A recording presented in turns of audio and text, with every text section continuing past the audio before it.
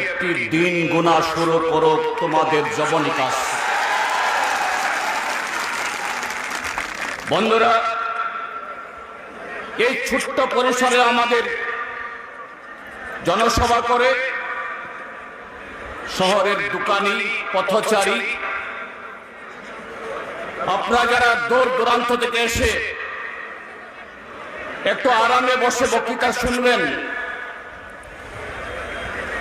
সে উদ্দেশ্যে যারা এসছেন, আপনাদেরকে এইভাবে কষ্ট দেওয়ার উদ্দেশ্য আমাদের ছিল না। আমাদের জনসভার তারিখ ঠিক হওয়ার 1 মাস আগে থেকে স্বামী বিবেকানন্দ ময়দান, যেটাকে আমরা আস্তাবল ময়দান বলে আমরা চিনি, সমস্ত রাজনৈতিক দল সমস্ত কালে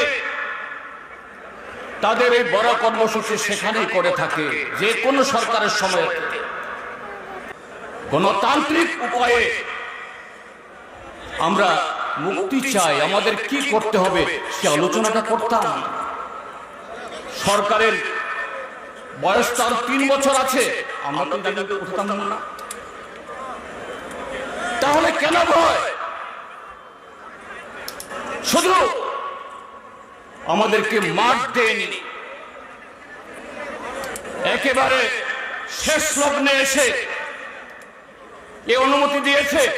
এখানে শেষ আপনি শুনেছেন, আজ ভোর থেকে ধর্মনগরের যে রেলওয়ে স্টেশন, দূর দূর এলাকা থেকে মানুষ অটোতে, টমটমে, রিক্সা চেপে ট্রেনে আসবেন।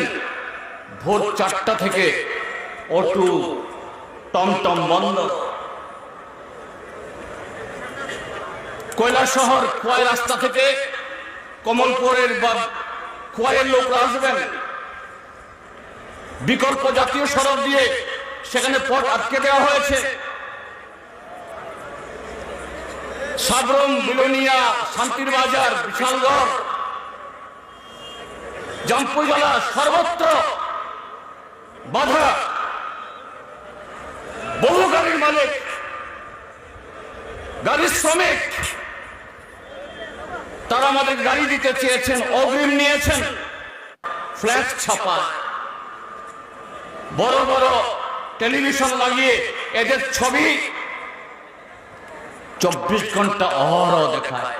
এতই যদি উন্নয়ন হয়ে থাকে, উন্নয়নের ত্রিপুরাজ্য ভেসে থাকে, কেন ভয় সিপিআইএম কে? ত্রিপুরাজ্যে তো এই প্রশাসনাত্মক যে নির্বাচনগুলি হয়, সে নির্বাচনের কারণে মানুষ ভোট দিতে পারে না। একটা পঞ্চায়েত সিপিএমের হাতে নাই, একটা পঞ্চায়েত সমিতি সিপিএমের হাতে নাই, এডিসিতে একজন প্রতিনিধিও আমাদের নাই। তারা বলে থাকেন দূরবীন দিয়ে দেখতে হবে সিপিএম কে। তাহলে যে সিপিএম কে দূরবীন দিয়ে দেখা যায় না, যে সিপিএম নিশ্চিহ্ন হয়ে গেছে বা নিশ্চিহ্ন করে দেবে, আজকে কেন ভয়? সুশাসনের দাবিদারী সরকার। আমাদের রাজ্যের মাননীয় মুখ্যমন্ত্রী নামের আগে লাগান doctor professor Manik Saha. Doctor বাবু, প্রফেসর বাবু, আপনি তো ত্রিপুরা রাজ্যের মুখ্যমন্ত্রী।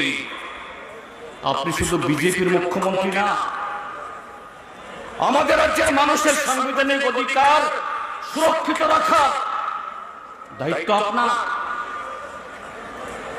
আজকে যেভাবে এই জনসভার আশার মানুষ যেভাবে আক্রান্ত হলো, খুমলুঙে রক্তাক্ত হলো, যেভাবে আপনার প্রশাসন কাঠের পুতুলে দাঁড়িয়ে থেকে, যারা তারপরও কি আপনার নৈতিক দায়িত্ব আছে? আপনার সিংহাসনে বসে থাকার, মুখ্যমন্ত্রী পদে বসে থাকার আপনার নৈতিক অধিকার আছে? এক মুহূর্ত